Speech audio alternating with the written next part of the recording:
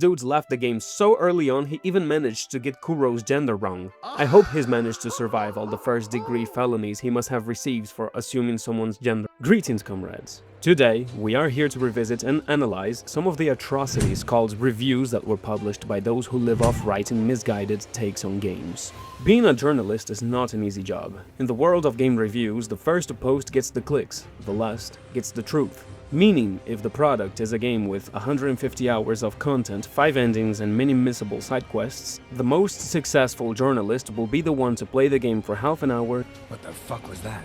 Skip all cutscenes and insult it for its lack of transgender and non-binary characters, while the real reviewer who consumes all of this content and writes a coherent review on the product's pros and cons will be left to oblivion because it's been a while since the game's launch and no one's interested anymore in reading someone else's opinions. Luckily, Fromsoftware is the kind of developer that hardly ever lets us down. No, we don't talk about how utter trash Bloodborne's lamps were. They are a company who made a name for themselves based on their excruciatingly difficult games, incredible stories and fun gameplay, which makes it harder for dumbfounded opinions to take control over people's ideas on their craft.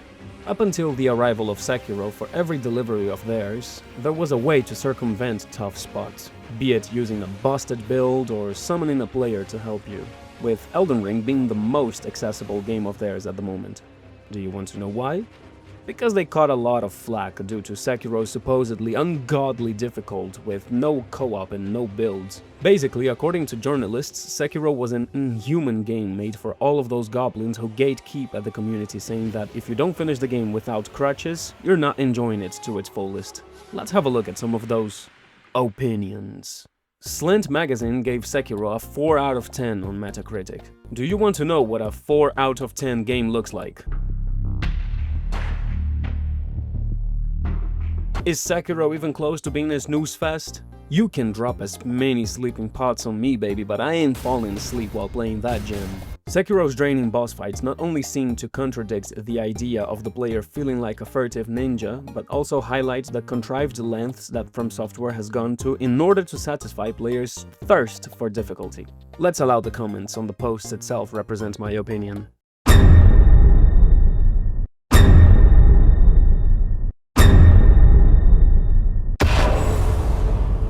Ladies and gentlemen, behold, the first Game Too Hard, Game is Bad of today's list. Brought to you by Slant magazine. Is that enough reason to give it a 4 though? I'm pretty sure him being overwhelmed was his main reason, but he also tries to hide it a little by saying that in Sekiro you always know how aware a person or even an animal is of your presence, thanks to the tiny indicators hovering above them. On top of that, the hero is very quick, perhaps inspired in part by Snake's over-the-top speed in Metal Gear Solid 5: The Phantom Pain. By other comments he's made, his idea of a true shinobi game is one that is mainly focused on stealth tactics, even though the wiki says that shinobis later became bodyguards, as Sekiro is for Kuro, but let's be Slant and not bother to be historically well-informed for now. He complains that enemies are easy to be manipulated because of the sight indicators, and also that if you go away, NPCs will return to their positions. I mean, the AI could have been better, sure. Maybe start poking around looking for you after spotting you once or something like that, but you're missing a key element here. This is not a stealth game. Stealthing makes some sequences easier, sure, but it is not the core gameplay that was intended for this game. I'm sure Splinter Cell or Metal Gear got you covered in that aspect. Fromsoftware is all about amazing fights, level design, and glorious soundtracks. Why would I want this game with such limitless fighting mechanics to be turned into a Birmingham simulator? And that's it, really. His actual review of the game, without counting the intro to the article and the setting, is 5 medium paragraphs long, which screams, I got to Genichiro, he beat my ass and I dropped the game. I met the Changed Ogre, the first mini-boss and real challenge you'll encounter in Sekiro, and he's like a brick wall smack dab in the middle of a racetrack. I must have died at least 50 times to the ogre's flurry of kicks. 10? I can buy it. 20? Starts feeling a little sus. But 50? I hate to be that guy, I really do, but I have to say it. If you have died that many times to the Chained Ogre, it means these games are not for you. You can have fun with them, finish them, and we're all happy. But if you're complaining that one of the few first and secondary bosses has killed you as much as this game's final boss has killed me, I'm really sorry. But you need to... Hold on. Let's say it in unison. 3, 2, 1... Get good! I completely understand any complaints about his grab, though. Then, after a few encounters with lesser enemies that were easily dispatched, I ran into the real boss of the area, a spear-wielding samurai atop a lightning-fast black steed, and the whole process began again. Wait a damn minute, is he complaining about the essence of Souls games? And on top of that, Gyobu's the boss he's struggling with? Dude. You're making this too easy for me. You gotta love journalists and their poetically exaggerated descriptive language. If that's lightning fast, then I must have superhuman senses because I'm able to follow every pixel of theirs. At least, Slant simply tries to write it with flair, unlike Den of Geek with a review so full of lies this seems like a prequel to Lies of P. The opportunity to perfectly parry an attack and set up a death blow feels like it lasts less than a second with most enemies. Missing that window means getting hit with a brutal attack that often ends in death, and many enemy attacks are simply unblockable. Less than a second. Actual length. Different, ain't it? And no, there is no brutal attack for missing it. The fight simply restarts with your opponent's posture gauge almost full, which allows you to quickly set up another finishing blow. I'm dead. This man played so little he didn't even unlock the Mikuri counter for thrusting attacks and simply reviewed them as totally unblockable. Being able to resurrect from at least one death during combat doesn't do much to ease the difficulty either. On more than one occasion I came back from death only to find myself on the receiving end of another enemy attack which put me down for good and sent me back to the last checkpoint. This has got to be, like, truthfully the peak of gaming journalism. This man deserves to be in the Hall of Fame of uninformed reviews. How can you lie so shamelessly to your audience for the sake of creating spicy content? I literally have a montage of me reviving in front of dozens of different enemies, and guess what? They do nothing but stare. Because it's the most normal reaction to see a fucking human being coming back from the dead. I hope that someday a certain amount of misinformation concentrated in one spot starts being a crime. Now that would be a good reason for reopening Alcatraz and putting all these people in there. The Souls games were hard, but Sekiro ramps up the difficulty to an even more absurd level. While Fromsoftware's previous games could be conquered with rolling and calling on help from other players. By the way, last time I checked, the shinobi training also included dodging and evading, not only parrying. Saying their previous games could be conquered with rolling as if you couldn't do that in Sekiro is being plain ignorant. Hell, I have one of the worst muscular memories I have ever seen for parrying, and even I could finish this game without throwing a tantrum for its lack of hand-holding. If you often bite the dust, start mashing L1 you must. Moving on, we got I beat Sekiro's final boss with cheat and I feel fine. The writer mentions that he used some mods to slow down the gameplay so he could learn the boss patterns because he got tired of dying to Ishin and repeating Genichiro. That's a hassle, sure, and it could be worse. When I read the title, I was expecting some invincibility or 1 million damage setting to finish things quicker, but then he says that he got so comfy with the slowed down version that he finished the fight that way. To which I say, did you have fun? If you did, good for you. Are you rambling like a child because the boss kicked your ass? This isn't fun, it's just 4 stages of fuck you prove yourself difficulty. Then that's not so good for you. Ishin is the perfect ending for the story. Before promised consort Radan, he's the original I wish I could fight this dude in his prime type of death wish. He puts everything you've learned to test, and he's a formidable opponent. The alternative would have been beating legendary Ishin Ashina in 1 or 2 tries to end the game. Kind of anticlimactic, don't you think? It's nowhere near a case of artificial difficulty, it's just the boss living up to his name, throwing a wide variety of hard yet fair moves. Little Timmy, do you know how to be safe in a conflict of ideas? Well, we have to bring a good argument into discussion and bring solid ideas to the debate. Defend your position in a way that shows you're familiar with the fundamentals of the topic being discussed. No, you fool, just take both sides and you'll win regardless. What the fuck, Forbes? And this is what I'll never understand about From's fanboys and their continual aggressive insistence that the mere presence of an easy mode would somehow compromise a special experience. It's worth saying, time and time again, an easy mode does not have to change the core experience in any way at all. period. Well, but it does! In fact, Sekiro is the game that would suffer the most from it.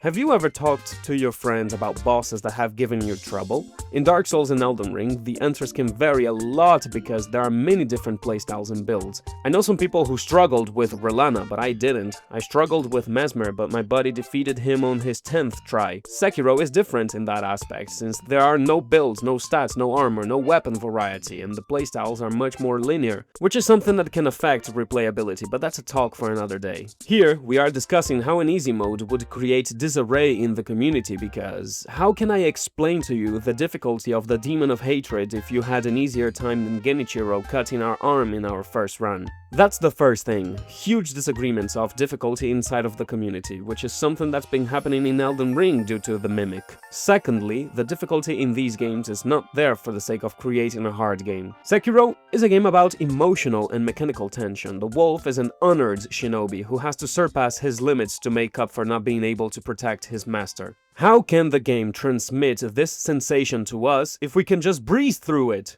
Lastly, it compromises your experience. Some people don't have the patience to overcome a struggle, which is a shame. They don't realize what they are capable of because they are too quick to lower any settings to make things easier. You said so yourself in your article, goddammit. This is not Fromsoftware disrespecting us, it's them making sure that the story they're carefully crafted and their gaming ideology are both well represented by their product. Let's be honest, Fromsoftware is a very popular company nowadays. Do you think that a casual wouldn't choose the easy modes the moment they find out this game was made by the creators of Dark Souls? A game who has a special edition called Prepare to Die? Kotaku doesn't seem to agree because they think that an easy mode has never ruined a game. The writer says Sekiro and other Fromsoftware games aren't necessarily about being hard in the first place. Not specifically, at least. They are, as Fromsoftware director Hidetaka Miyazaki said, about letting players experience a sense of accomplishment through overcoming difficulties. This makes me think, am I missing something here? I mean, sure, like I said before, the games are not hard for the sake of being hard, but getting a sense of accomplishment through overcoming difficulties doesn't mean beating a hard boss or zone and feeling ecstatic because you outdid yourself. Let me ask you something. Did you get a sense of satisfaction from beating Pinwheel? Or the Witches of Hemwick? I can tell you that I didn't. You guys have to stop trying to ship your ideology of these games would be the same with an easy mode, because they just wouldn't. The only reason why I would ever understand the creation of an easy mode for these games would be to allow people with disabilities to experience these fantastic adventures, as you mentioned in your article.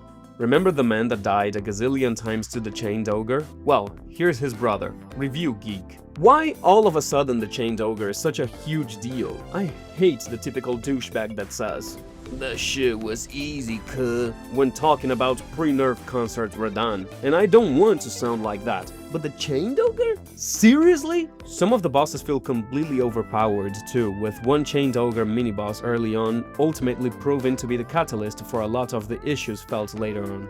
Unavoidable special moves, outrageous one-hit kill shots, and the inability to skip grab holds feels far more unfair than it perhaps should be. It's not a coincidence that with all the difficult obstacles that there are in this game, these people always mention the same ones because that's pretty much all they've seen. This dude left the game so early on he even managed to get Kuro's gender wrong. I hope he's managed to survive all the first-degree felonies he must have received for assuming someone's gender wrong. At this point, there will inevitably be a lot— And you call yourself a writer? A lot of people calling me to get good, and it's a fair point. I'll be the first to admit that I'm terrible at these sort of games, but I also love the risk and reward system Fromsoftware have perfected over the years. So why are you saying something is overpowered when it's completely not? Can reviewers and journalists please start their reviews by recognizing their skill set is not great so we can start taking their comments on the game with a grain of salt? This would absolutely avoid a lot of controversy. Hold up, did this man just give it a 6.5 out of 10 because of how he struggled with the combat, Dragon Rot, and the lack of character creation? Dragon Rot? I can understand. But the rest? This methodical combat never quite translates across to the boss fights though, at least not for me, as you see yourself spamming the sidestep button while jumping around and slashing at opportune times. That is absolutely not true, and if you have gotten any further than Genichiro, you know how fake this is. Sekiro is a rhythm game that clearly wants you to learn how to parry. Trial and error is a thing because difficult NPCs require you to get familiar with their moveset. Why are you treating this like a Dark Souls 3 where panic rolling could get you out of many situations? Dodging is still useful, but if you're playing it, as you say, with hit-and-run tactics, I don't think you ever learned how to parry, which brings me to my next point. Why are you even reviewing a game whose core basic mechanics you didn't even bother to learn? I'm not asking you to defeat Inner Ishin before doing your review so I can know you mastered the game. I'm asking you what anyone would ask of a game reviewer, to understand the basics so I can see your critique is well-founded. If you say your favorite boss fight of the game is the Great Serpent, which isn't even a combat, more like a Crash Bandicoot chase cutscene, then I already know everything I need to know about your time playing.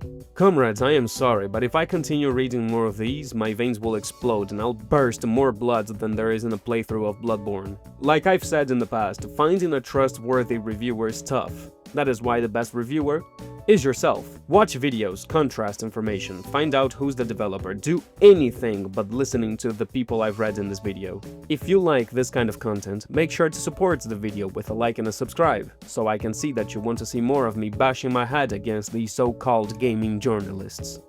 See you in the next one.